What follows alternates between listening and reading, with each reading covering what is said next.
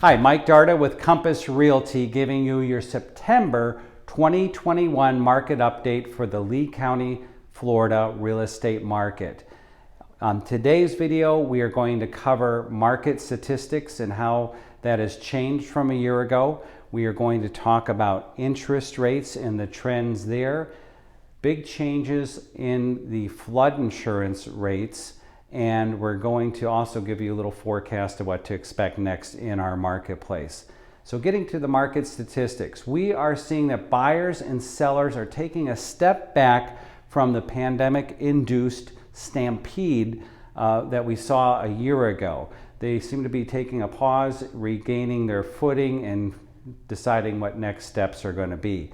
The stats reflect this. Closed sales are starting to slow from the frenzied pace of a year ago. They're down 8.6% year over year, compared to nationally down 2%. Prices are up 25% year over year. A median home price for a house in Lee County today is $360,000. Condos, $255,000. New listings are still in short supply. Inventory is down 12% year over year, giving us just slightly less than a 1-month supply of homes on the market. To give you an example, a 6-month supply is considered a balanced market. Days on the market is low, about 17 days on the market. That is down from 59 days on the market a year ago. So overall, even though the market has slowed, the evidence of it being a seller's market still is that 1-month supply of homes. The supply is low in relationship to the demand, which is keeping our prices rising. Interest rates are creeping up. The 30-year fixed rate is currently 3.21%. That's up 8 basis points from just a week ago. 15-year fixed rate mortgages are up to 2.43%, which is 6 basis points up from a week ago. The Fed has indicated they will start raising interest rates by the end of next year, but we are already starting to see a gradual creep up in interest rates. Flood insurance has become a big topic here in Lee County as the federal government has changed the way flood insurance rates are calculated as of October 1st. So now it's not just the elevation of the home above sea level.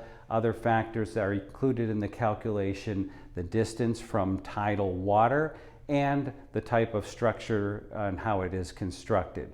So these factors have actually now raised significantly the cost of a new flood insurance policy.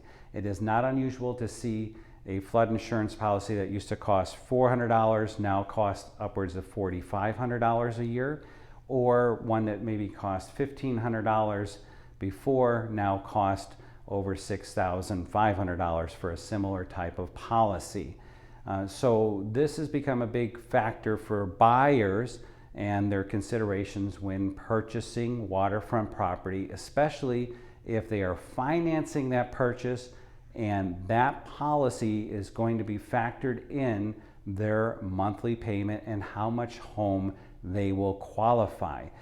So it's really important at this time, if you are a seller and you have flood insurance, if you were thinking about dropping it, it's probably a good idea if you're thinking about selling in the near future to not drop that policy, because many flood insurance policies are now at a low rate that you can no longer get. You will see as a homeowner those policies gradually creep upward. They're capped at an 18% annual increase so that they can go up to the new regulated pricing by a 25-year period of time. However, if you go and get a new policy, it's going to automatically go straight up to that highest insurance rate. So if you are thinking of selling, make sure you do 2 things. Keep your flood insurance in place that you have, and check if that flood insurance is assumable. A big thing for buyers and sellers right now will be assumability of their currently low and capped increase rate policy. So look for this to become one of the issues we're going to watch closely and how it impacts real estate here over the next couple months. So going forward, here are some things we're going to be watching very carefully. We are now September going into October, and that is just the first part of our tourist season. Peak season is January through March, or January through April is our prime time when most of our snowbird buyers are here.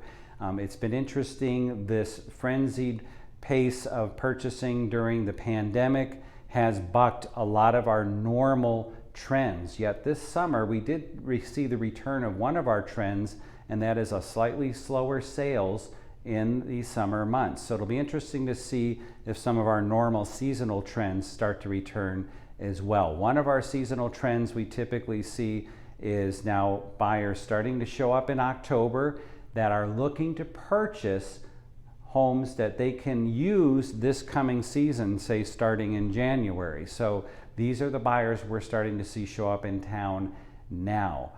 We also see typically as season hits full speed in January that any returning snowbirds that own real estate here, or even local people that just want to take advantage of the activity, will typically list their properties in greatest numbers in January. Typically, in a normal year, January is the biggest listing month of the year, which of course buyers will enjoy because they'll have more selection to choose from if that does happen this season. We'll be certainly keeping a close eye on the rates because as they increase, they reduce buyers' purchasing power, and we're going to keep a real close eye on those insurance changes and how they impact the market that we discussed earlier. So there's our market update. I thank you very much for watching. If you have any questions about how this market update affects your plans, whether you're purchasing or selling real estate or just curious about our area, I'm thrilled to talk to you. Reach out to me, Mike Darda, Compass Realty, 239-542-2822. Thanks for watching.